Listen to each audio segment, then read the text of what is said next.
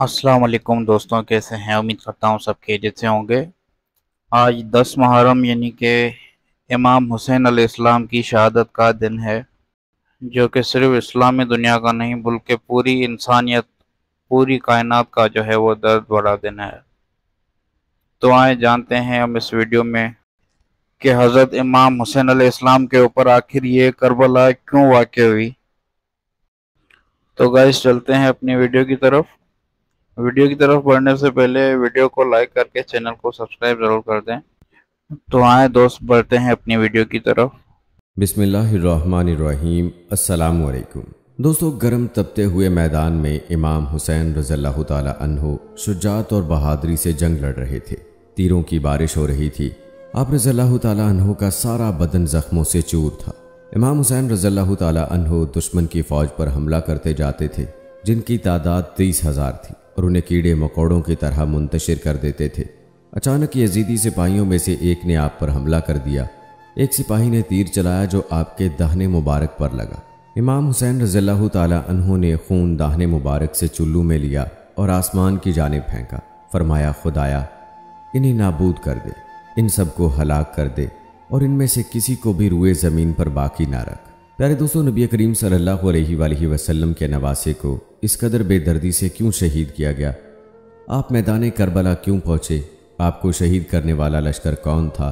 और मुसलमानों ने हुसैन इब्न अली रज़ियल्लाहु ताला अन्हो का साथ क्यों नहीं दिया? इन हक़ाइक़ को हम आज की इस वीडियो में मुकम्मल जानने की कोशिश करेंगे। इसके साथ ही करबला के इस अजीम वाक़े को भी मुख्तसरन जानेंगे।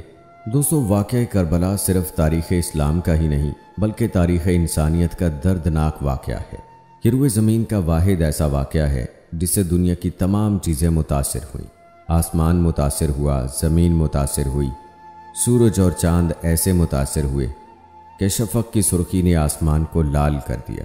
ये एक ऐसा अलमनाक वाक़या था जिसने जानदार और बेजान दोनों को खून के आंसू रुला दिए, जिसका पस मंज़र नबी करीम सल्लल्लाहु अलैहि वसल्लम और आपकी औलाद की दुश्मनी थी। नबी करीम सल्लल्लाहु अलैहि वसल्लम के विसाल को 50 साल गुजर चुके थे। आप सल्लल्लाहु अलैहि वसल्लम के नवासे इमाम हुसैन रज़ियल्लाहु ताला अन्हो नमाज मगरिब के लिए जाए नमाज पर तशरीफ़ फरमा थे। मस्जिद में हुकूमत का एक सिपाही जूतों समेत अंदर दाखिल हुआ और अपनी कमर से ख़त निकाल कर इमाम हुसैन रज़ियल्लाहु ताला अन्हो की तरफ फेंका। इमाम हुसैन रज़ियल्लाहु ताला अन्हो ने ख़त उठाया और पढ़ने के बाद फरमाया, इन्ना लिल्लाहि व इन्ना इलैहि राजिऊन। अब्दुल्ला ने पूछा कि इसमें क्या लिखा है?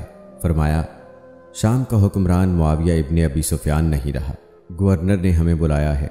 इमाम हुसैन रज़ियल्लाहु ताला अन्हो हाकिम मदीना वलीद के पास पहुँचे। वलीद ने कहा, यजीद बिन मुआविया हुक्मरान बन गया है, उसकी बैत कीजिए। इमाम हुसैन रज़ियल्लाहु ताला अन्हो ने जवाब दिया कि अहले बैत नबूवत किसी की बैत नहीं करेंगे। अमीर मुआविया ने अपने बाद अपना जानशीन और आलम इस्लाम का खलीफा अपने बेटे यजीद को मुकर्रर कर दिया और मुसलमानों से कहा कि वो फैसले को कबूल कर लें। इस वक्त मदीना में सहाबा कराम की कसीर तादाद मौजूद थी। मदीना के सहाबा कराम ने यजीद के हाथों बैत करने से इनकार कर दिया था, जिसमें हज़रत हुसैन इब्न अली, अब्दुल्ला इब्न ज़ुबैर और अब्दुर्रहमान बिन अबी बकर के नाम बहुत अहम हैं। सहाबा कराम की मुखालफत की वजह यह थी कि अमीर मुआविया ने अपने बेटे को अगला खलीफा मुकर्रर कर दिया था, जो इस्लामी मिजाज और शरीयत के खिलाफ समझा गया। इससे पहले किसी भी खलीफा ने अपनी औलाद और रिश्तेदार को अपना वली अहद और अपने बाद खलीफा मुंतखब नहीं किया था। प्यारे दोस्तों, जब यह खबर कूफा पहुंची कि इमाम हुसैन रज़ियल्लाहु ताला अन्हो ने यजीद को खलीफा मानने से इनकार कर दिया है, तो अहले कूफा जो इमाम हुसैन रज़ियल्लाहु ताला अन्हो से बहुत मोहब्बत और अकीदत रखते थे, मुख्तार सकफ़ी के घर जमा हो गए और सुलेमान बिन सर्द रज़ियल्लाहु ताला अन्हो ने इमाम हुसैन रज़ियल्लाहु ताला अन्हो को कूफा आने की दावत दी। आपने इमाम हुसैन रज़ियल्लाहु ताला अन्हो को ख़त लिखा कि वो कूफा तशरीफ़ लाएं, हम आपके हाथ पर बैत करेंगे और आपको खलीफा तस्लीम करेंगे। रिवायतों में आता है कि कूफा से तकरीबन 18,000 खतूत हज़रत इमाम हुसैन रज़ियल्लाहु ताला अन्हो को मौसूल हुए, जिसके बाद हज़रत हुसैन रज़ियल्लाहु ताला अन्हो ने कूफा जाने का फ़ैसला किया। इमाम हुसैन रज़ियल्लाहु ताला अन्हो के नज़दीक यजीद का खलीफा रहना जालिम हुकूमत को तस्लीम करना है। यजीद की खिलाफत इस्लाम और शरीयत के ख़िलाफ़ थी। दूसरी तरफ यजीद बिन मुआविया की ज़ाती शख्सियत भी तनाज़े का शिकार थी।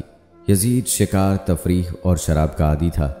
لوگوں کا بھی ماننا تھا کہ اس میں خلیفہ بننے کی صلاحیت نہیں ہے، جبکہ یزید ہر حال میں امام حسین رضی اللہ تعالی عنہ سے بیعت لینا چاہتا تھا، کیونکہ امام حسین نبی کریم صلی اللہ علیہ وآلہ وسلم کے نواسے تھے، اور امام حسین رضی اللہ تعالی عنہ کی بیعت کے بعد اس کی خلافت مستحکم ہو سکتی تھی، جبکہ امام حسین رضی اللہ تعالی عنہ اسے نااہل سمجھتے تھے اور اس کے خلاف عروج کرنا فرض عین سمجھتے تھے۔ کوفہ والوں پر بھروسہ کرتے ہوئے حضرت امام حسین رضی اللہ تعالی عنہ پہلے مدینہ سے مکہ روانہ ہوئے اور وہاں اپنے اہل بیت جانثار اور ساتھیوں کے ساتھ کوفہ روانہ ہوئے۔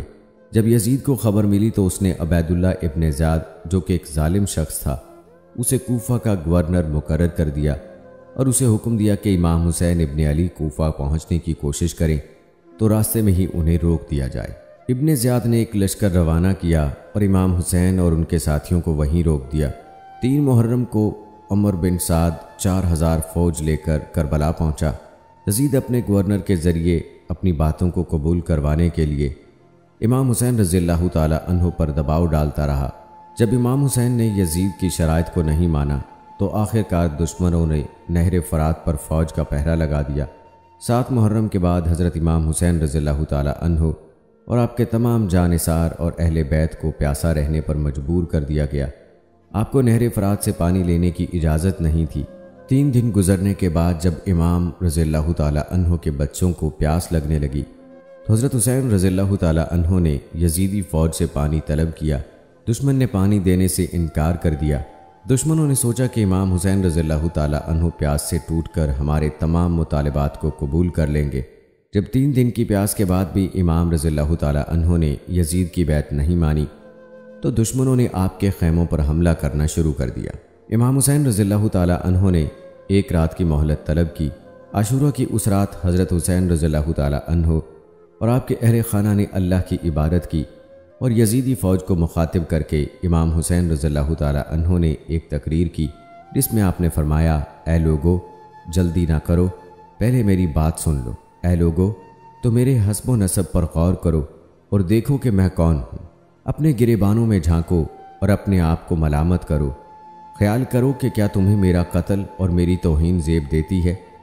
کیا میں تمہارے نبی کا نواسا اور ان کے چچیرے بھائی کا بیٹا نہیں، جنہوں نے سب سے پہلے آواز الہی پر لبیک کہا اور اس کے رسول پر ایمان لائے؟ کیا تمہیں رسول کا وہ قول یاد نہیں جو انہوں نے میرے اور میرے بھائی کے بارے میں فرمایا تھا کہ ہم دونوں جنت کے نوجوانوں کے سردار ہوں گے؟ یزید کی فوج پر اس تقریر کا کوئی اثر نہیں ہوا، صرف حر بن یزید پر اس تقریر کا اثر ہوا اور وہ کہتے ہوئے امام حسین رضی اللہ تعالی عنہ کی طرف آ گیا کہ یہ جنت اور دوزخ کے انتخاب کا موقع ہے۔ عاشورہ کے دن تک آپ کے تمام بیٹوں اور بھائیوں کو میدان کربلا میں شہید کیا گیا، جن میں علی اکبر، عباس اور علی اصغر شامل ہیں۔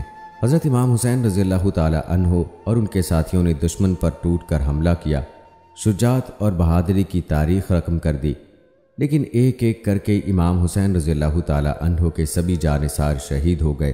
آخر میں حضرت امام حسین رضی اللہ تعالی عنہ کو بھی دشمنوں نے چاروں طرف سے گھیر لیا، لیکن ان میں سے کوئی بھی امام حسین رضی اللہ تعالی عنہ کو قتل کرنے کا گناہ اپنے سر نہیں لینا چاہتا تھا، اور آخر کار شمر ذی الجوشن کے اکسانے پر زرعت بن شریک نے یہ بدبختی مول لی اور حضرت حسین رضی اللہ تعالی عنہ کے ہاتھ اور گردن پر تلوار سے وار کیا۔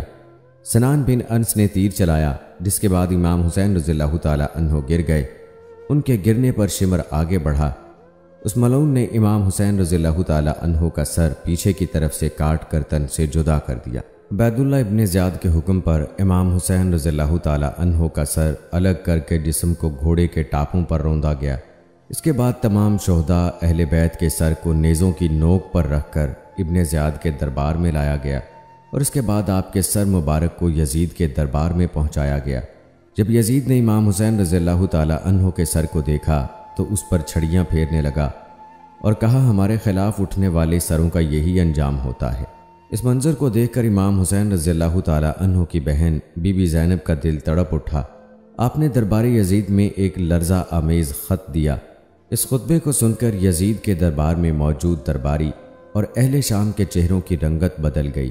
دوستو، واقعہ کربلا کا بغور مطالعہ کرنے سے ہمیں یہ معلوم ہوتا ہے کہ یزید نے امام حسین رضی اللہ تعالی عنہ کو آپ کے خاندان اور آپ کے اصحاب کو بے دردی سے شہید کر کے خود کو فاتح اور خلیفہ برحق ثابت کرنے کی جو کوشش کی وہ اس کوشش میں ناکام ہوا، الٹا اس کی کوشش وقت کی جیت اس کے لیے رسوائی کا ذریعہ بنی، کیونکہ امام حسین رضی اللہ تعالیٰ عنہ شہید ہو کر بھی لوگوں کے دلوں پر حق و صداقت کا عظیم مینار بن کر راج کر رہے ہیں، جبکہ یزید بظاہر جنگ جیت کر بھی ازلی ذلت اور رسوائی اور نجاست کی علامت بن کر رہ گیا۔ یہ جنگ دراصل امام حسین رضی اللہ تعالیٰ عنہ کی ابدی فتح ثابت ہوئی۔ تو دوستو یہ تھی ہماری آج کی ویڈیو پسند آنے کی صورت میں اسے لائک کریں، شیئر کریں اپنے دوستوں کے ساتھ۔ مجھے اگلی ویڈیو تک